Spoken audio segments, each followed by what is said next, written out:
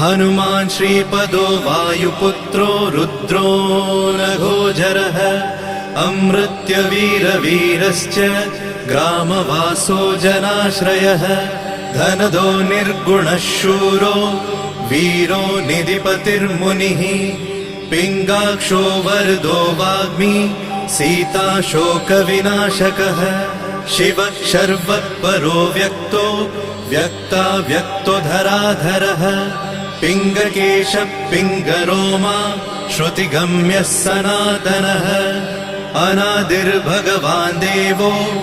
विश्वहेतुर्जनाश्रयः आरोग्यकर्ता विश्वेशो विश्वनाथो हरीश्वरः भर्गो रामो रामभक्तः कल्याणप्रकृतिस्थिरः विश्वम्भरो विश्वमूर्तिर्विश्वाकारश्च विश्वपः विश्वात्मा विश्वसेव्योऽथ विश्वो विश्वहरो रविः